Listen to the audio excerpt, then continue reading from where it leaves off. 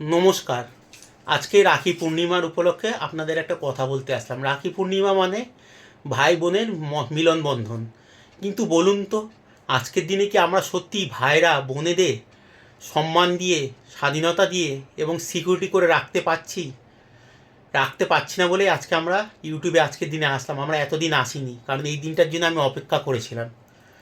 আজকে তিলোত্তমায় যে ঘটনাটা ঘটেছে তার প্রতিবাদের জন্য একটু আপনাদের সামনে কিছু বলতে চাই। একটা বোনকে যে এরমভাবে হিংস্রভাবে ছিঁড়ে খেয়েছে, বাঘের সামনে মাংস দিলেও মনে হয় বাঘ এরমভাবে খেতে পারবে না।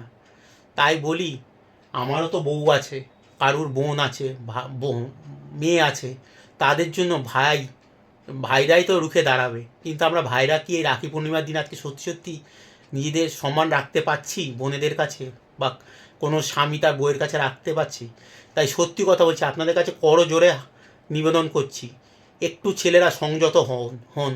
অন্তত এই নারী শক্তিকে সম্মান করুন। এরা মা দুর্গা, এরা পৃথিবীর সৃষ্টিকর্তা, কর্ত্রী। তাই বলছি, যা দুর্ঘটনা ঘটলো এরপর তো আমাদের নিজেদেরই রাস্তায় বেরোতেই ভয় লাগছে। যে আমরা ভাবতাম যে আমাদের স্বাধীনতা আছে, কিন্তু আজকের দিনে দাঁড়িয়ে তো মনে হচ্ছে যে আমাদের কোনো স্বাধীনতাই নেই, যে আমরা বিনা স্বাধীনতাই না, আমাদের কোনো স্বাধীনতাই নেই। আর আমরা যখন তিলোত্তমা প্রতিবাদ করতে আসছে, তাদের মুখ বন্ধ করে দেওয়া হচ্ছে। কেন এটা হবে? এটা তো আমাদের হক। আজকে আমার ঘরের বোন যায়নি, কারু ঘরের তো মা বোন বা বউ গেছে, তা তো আমার ঘরেও হতে পারতো। কেন আমরা প্রতিবাদ করব না?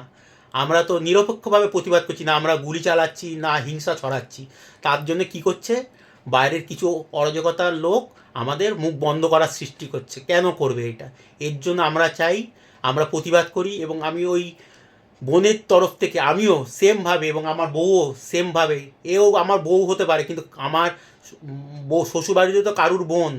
আমরা দুজনেই চাই উই ওয়ান্ট জাস্টিস। আমি এতদিন ইউটিউবে আসিনি, আমার বউ আসেনি, আমি রাখি পূর্ণিমার বন্ধনের দিনটাকেই বেছে নিয়েছিলাম যে এই দিন বলবো। আপনারা ভাবছিলেন আমরা বলবো না, আমরা হয়তো ছোটোখাটো ইউটিউবার কন্টেন্ট ক্রিয়েটার হতে পারি, আমরা ইউটিউবের জন্য আজকে বলছি না।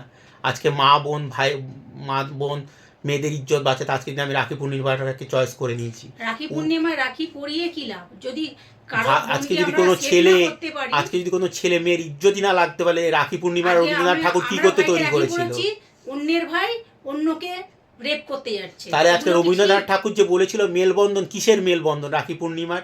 আমি ধিক্কার জানাই আজকের দিনটাকে। আমরা শুধু হাত জোড় করে একটুখানি আমরা প্রার্থনা করছি যে রাস্তার এই বোন মা মেয়েদের ইজ্জতটা বাঁচান। ছেলেরা পারলেই সব কিছু পারে, আর না পারলেই হিংস্র হয়ে যেতে পারে।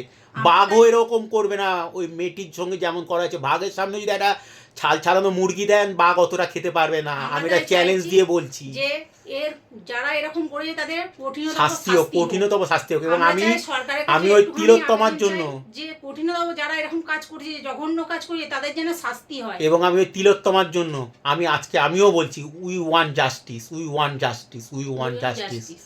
আমার এই প্রার্থনাটাকে আপনার নিবেদনে সাপোর্ট করবেন এবং যতটা পারেন ছড়িয়ে দিন আত্মীয় স্বজন বন্ধু বান্ধবদের মধ্যে।